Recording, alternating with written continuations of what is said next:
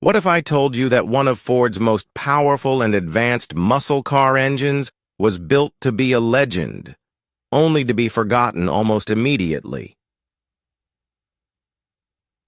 The Boss 351 Cleveland was an engineering marvel, a brilliant fusion of high-revving efficiency and raw power. It had race-bred technology, cutting-edge design, and track-ready performance, making it one of the most capable V8s of the early 1970s. Yet, despite all this, it was left behind, overshadowed by Ford's more famous muscle cars, and eventually abandoned in the wake of emission regulations, rising gas prices, and shifting market priorities.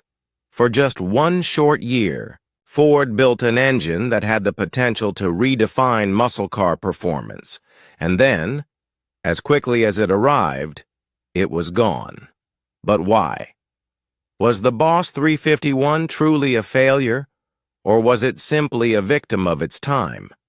And what if Ford had pushed its development further, refining it into a true legend alongside the Boss 302 and Boss 429? Today, we uncover the story of the Boss 351 Cleveland, the muscle car engine that never got its chance to shine.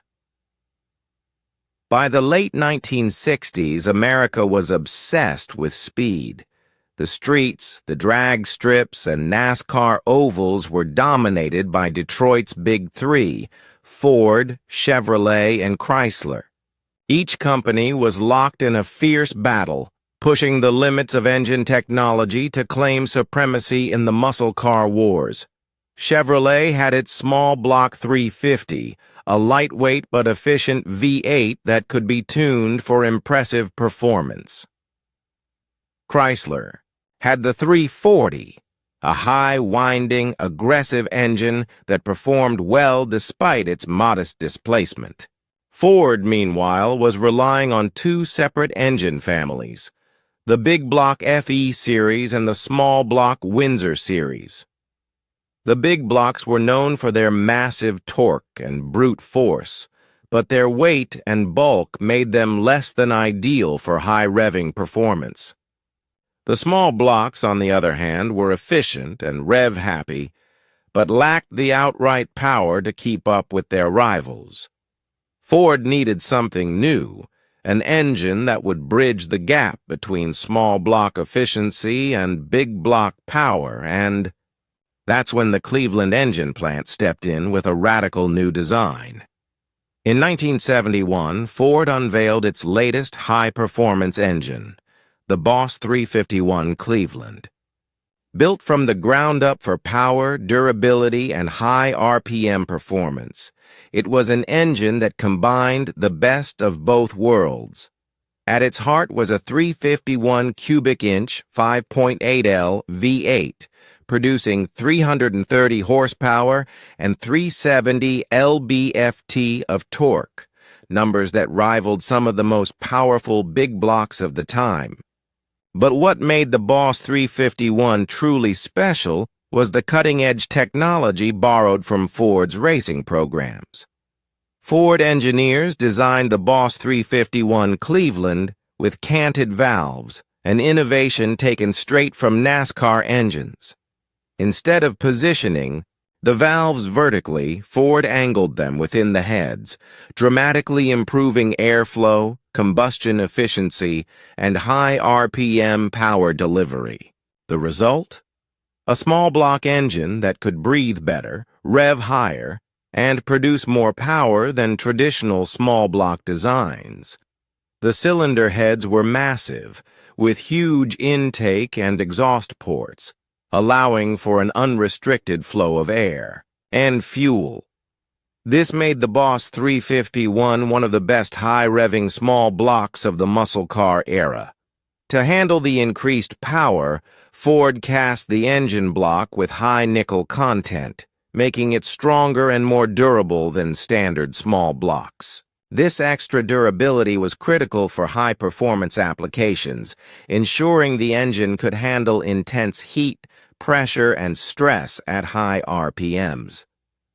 The solid lifter camshaft and 11.01 compression ratio gave the Boss 351 an aggressive, track-ready personality. It was built to be pushed hard, rewarding drivers who kept their foot buried on the throttle. Paired with a top-loader 4-speed manual transmission, the Boss 351 provided lightning-fast shifts and razor-sharp throttle response. The 3.91.1 rear axle ratio gave it ferocious acceleration, launching the Mustang off the line with an explosive burst of speed. On paper, the Boss 351 should have been a game-changer. It was a high RPM powerhouse, a track-ready beast, and an engineering masterpiece that combined brute force with precision performance. So why didn't it succeed? Despite its incredible performance and advanced design, the Boss 351 was doomed from the start. By 1971, the golden age of muscle cars was beginning to fall apart. Several major factors sealed the fate of the Boss 351 before it ever had a chance to reach its full potential. New emissions regulations were being introduced, forcing automakers to reduce power output and make engines cleaner and more fuel efficient. The Boss 351's high compression ratio and aggressive camshaft profile meant it wouldn't survive in this new regulatory environment. By the early 1970s, insurance companies had begun targeting high-performance cars, drastically raising premiums. For young drivers who wanted V8-powered muscle machines. Suddenly, the average buyer couldn't afford to insure a Boss 351 Mustang, making it a tough sell. When the oil crisis hit, gas prices skyrocketed, and suddenly, big displacement V8s were seen as impractical and expensive to own. Buyers turned away from muscle cars, looking instead for smaller, more fuel-efficient vehicles. As the market changed, Ford decided to shift its attention away from high-performance muscle cars and towards more practical, mass-market models.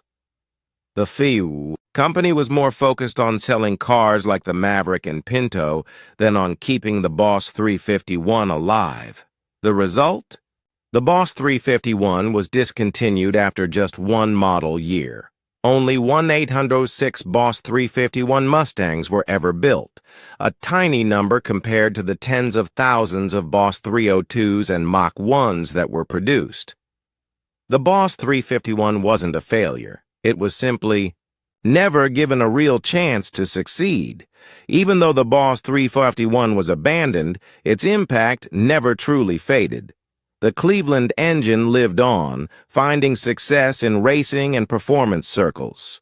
In NASCAR, teams like Wood Brothers Racing used Cleveland-powered Fords to secure legendary victories, including David Pearson's iconic 1976 Daytona 500 win. In Australia, the Cleveland engine became legendary, powering cars like the Falcon, XB, and XC-GT. The Bathurst 1000, one of the world's most grueling endurance races, saw Cleveland-powered Fords battling for supremacy year after year. Today, the Boss 351 remains one of the most sought-after Ford engines among collectors and enthusiasts. It is still highly respected for its advanced design, durability, and high-performance potential.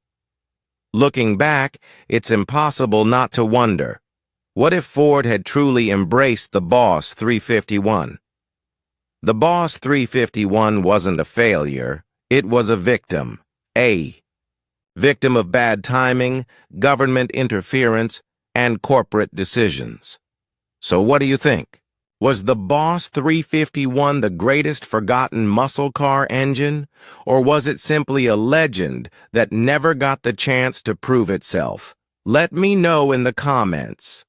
And don't forget to like, subscribe, and hit that notification bell for more hidden automotive legends. Thanks for watching.